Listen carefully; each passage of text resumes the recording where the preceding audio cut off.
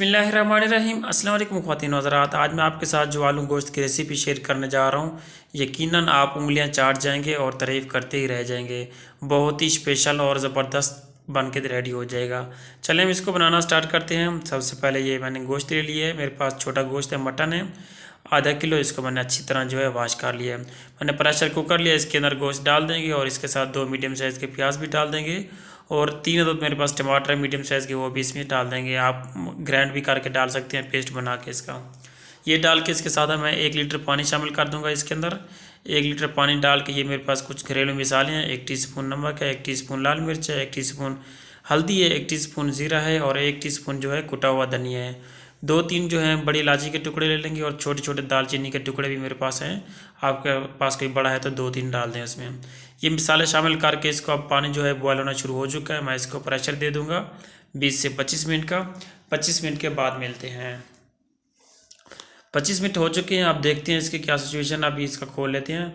ये देखें काफ़ी हद तक जो पानी है वो ख़त्म हो चुका है। प्याज जो है इसके अंदर खुद ब खुद ये ख़त्म हो जाएंगे जब हम बुनाई करेंगे। यहाँ पर जो पानी है इसका हम ड्राई कर लेंगे। फ्लेम इसका ऑन कर देते हैं ताकि ये पानी जो है इसका जल्दी से खुश्क हो जाए। ये देखिए पानी इसका ड्राई हो गया है। इसमें अब क्या करना है, हमने ऑयल डाल लेना है।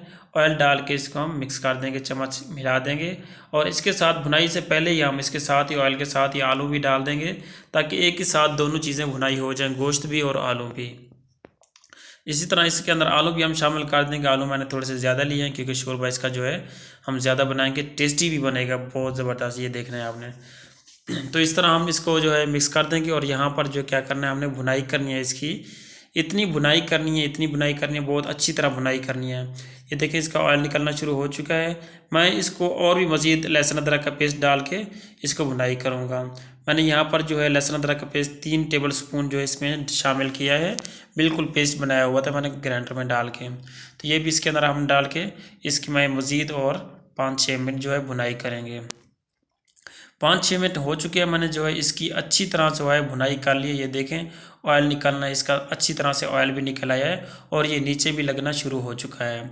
अब मैंने ये जो है पानी गर्म किया हुआ है, बॉयल किया हुआ है, बल्कि बॉयल करके आप डालें तो वो उसका टेस्ट जल्दी आता है और पानी जल्दी शोरबा पक जाता है। अब मैं इसके अंदर पानी शामिल कर देता हूँ जो बॉयल किया हुआ। जितना आपने शोरबा रखना है उस हिसाब से आप इसमें पानी शामिल कर दें और यहाँ पर 1 से 2 मिनट जो है सही फुल आंच पे इसको बॉयल आने दें। जब फुल बॉयल आना शुरू हो जाएगा इसके अंदर हम 1/2 टीस्पून जो है गरम मसाला शामिल कर देंगे और आपके पास अगर कसूरी मेथी मौजूद है वो भी इसमें थोड़ी सी डाल दें।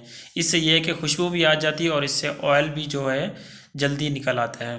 तो इस तरह मैं इसको हल्की आंच पे दम वाले फ्लेम पे जो है 15 मिनट के लिए रख दूंगा। आलू भी हवाले कर जाएंगे और ऑयल भी निकल आएगा।